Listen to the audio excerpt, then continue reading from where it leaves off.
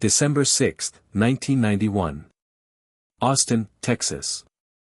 It was a Friday night, cold, ordinary, unremarkable. 4 teenage girls were at a yogurt shop, getting ready to close up for the evening. They never made it home. What happened inside that shop in the final hours of that night is almost too disturbing to comprehend. And for 34 years, through failed investigations, wrongful arrests, overturned convictions, and countless dead ends, the truth stayed buried. Until now. This is the story of Amy Ayres, Sarah Harbison, Jennifer Harbison, and Eliza Thomas. 4 girls whose lives were taken in one of the most brutal crimes in Texas history. And the story of how, more than 3 decades later, science finally did what investigators could not. This is the yogurt shop murders. Before we talk about the crime, we need to talk about who these girls were. Because in cases like this, it's easy to reduce victims to details in a police report. These were real people. Jennifer Harbison was 17 years old.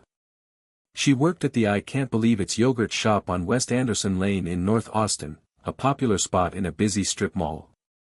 She was saving money, working toward her future. Her younger sister, Sarah, was 15.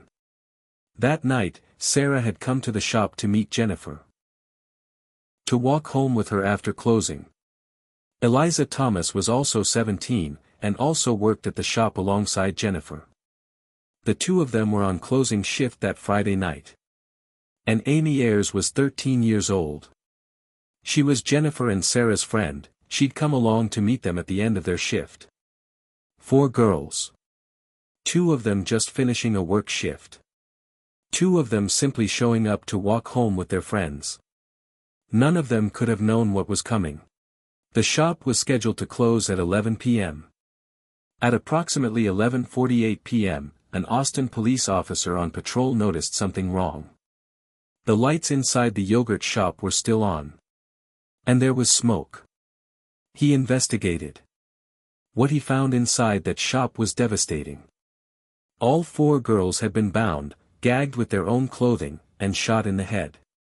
The killer, or killers, had then set the shop on fire, in what investigators immediately recognized as a deliberate attempt to destroy evidence. The fire had compromised much of the physical evidence inside the shop.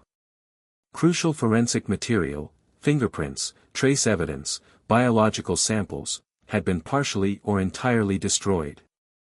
It was as if whoever did this knew exactly how to make the investigation as difficult as possible.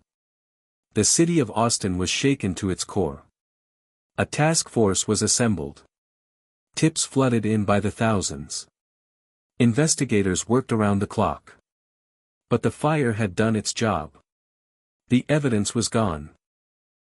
And the case that looked like it should be solved quickly, began to go cold. In 1999, 8 years after the murders, Austin police made arrests.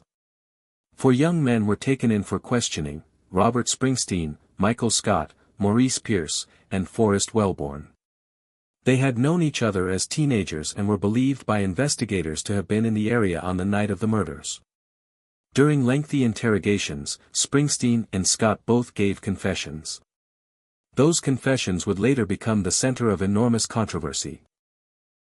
Both men recanted almost immediately, claiming the confessions had been coerced, that they'd been pressured and manipulated during hours of intense questioning, and that they had confessed to something they did not do. Pierce and Wellborn had charges dropped. But Springsteen and Scott went to trial. Both were convicted of capital murder. Both were sentenced to death. For a brief period, it seemed like the case was closed. It wasn't. On appeal, both convictions were overturned. The courts found constitutional errors in how the trials had been conducted. Before they could be retried, something crucial happened. Advanced DNA analysis pointed investigators away from Springsteen and Scott entirely. No physical evidence, not a single piece of forensic material from that crime scene, had ever linked either man to the murders. In 2009, both men were ordered freed. Robert Springsteen and Michael Scott had spent years on death row for a crime they almost certainly did not commit. 4 innocent men. Wrongfully accused.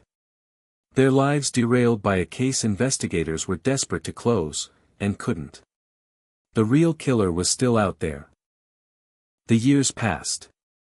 The case remained open, technically, but without viable suspects and with compromised evidence, investigators had little to work with. The families of Amy, Jennifer, Sarah, and Eliza lived with that reality every single day.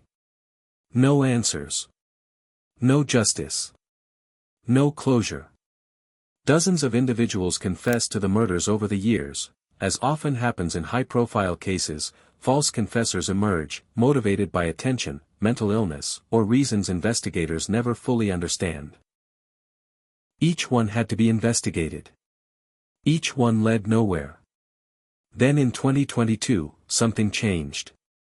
Austin Police Detective Daniel Jackson was assigned to the case. Fresh eyes. A determination to try again.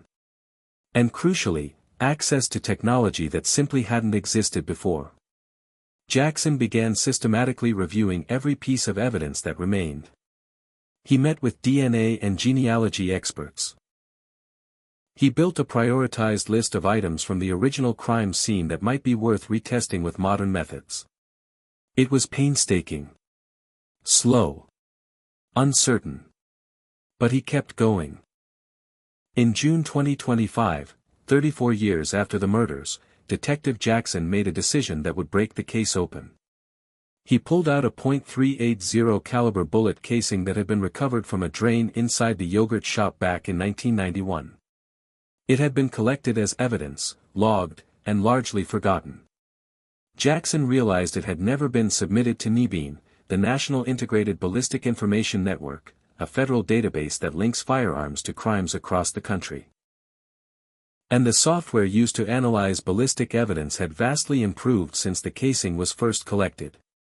He submitted it. Then he turned to the DNA. Tiny biological samples had been recovered from the crime scene in 1991, including material found underneath the fingernails of Amy Ayres, the youngest victim. The sample had always been too small, too degraded for the testing methods available at the time. But the methods available in 2025 were not the methods of 1991. Jackson requested a new, far more sensitive DNA analysis of that sample. On August 22, 2025, the results came back. The DNA matched a profile from a 1990 sexual assault and murder in Greenville, South Carolina. The profile belonged to a man named Robert Eugene Brashers. Investigators immediately began building the case. The ballistic evidence from the bullet casing was cross-referenced. Brasher's criminal history was pulled. His movements in 1991 were reconstructed. Everything pointed to the same man. On September 29, 2025, in a press conference that brought the families of the victims to tears, Austin Police Chief Lisa Davis stood before the cameras and said what no one had been able to say for 34 years. They had found him. So who was Robert Eugene Brashers? He was a serial killer and rapist with a criminal history stretching back years before the yogurt shop murders. In 1986, he was convicted of attempted second-degree murder. He had a documented pattern of violent, predatory behavior against women and girls. In 1990, just 1 year before the Austin murders, he committed a sexual assault and murder in Greenville, South Carolina. That crime had gone unsolved for decades, the DNA profile sitting in a database, unmatched, waiting. After Austin, Brashers continued. In 1998, he was linked to the murders of Sherry Scherer, 38, and her 12-year-old daughter Megan, inside their home in Portageville, Missouri. Then, in January 1999, just months after those murders, Brashers died. He was 40 years old. He shot himself during a standoff with police from the Missouri State Highway Patrol.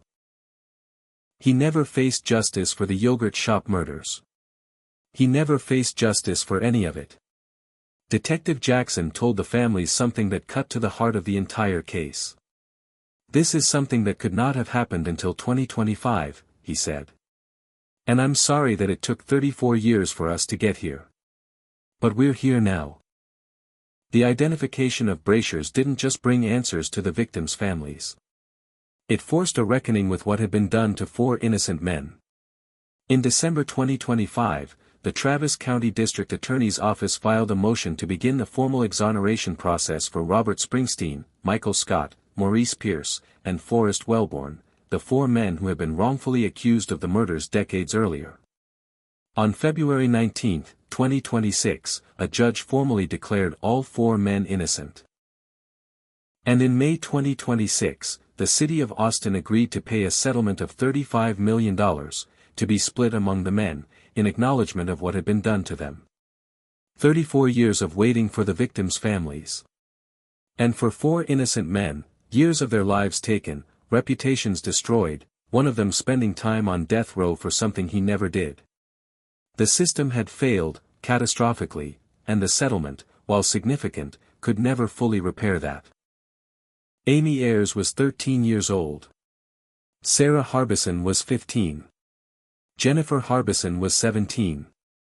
Eliza Thomas was 17. They went to a yogurt shop on a Friday night in December. And they never came home. For 34 years, their families lived without answers. 4 innocent men had their lives turned upside down by a justice system under pressure to close a case it couldn't solve. And the man responsible, Robert Eugene Brashers, died by his own hand in 1999, never having been held accountable. There is no clean ending to this story. There is no courtroom conviction, no sentencing, no moment of justice delivered face to face. What there is the truth. Finally found, after 3 decades, by a detective who refused to stop looking, and technology that made the impossible possible. It's not enough. It never is. But for Amy, Jennifer, Sarah, and Eliza, at least now, the world knows what happened. And who was responsible. If this case affected you, I'd encourage you to remember their names, not just the details of the crime, but the girls themselves. Subscribe if you want to follow more cases like this one. And leave a comment below. What do you think should happen to the justice system to prevent wrongful convictions like this from happening again? I'll see you in the next one.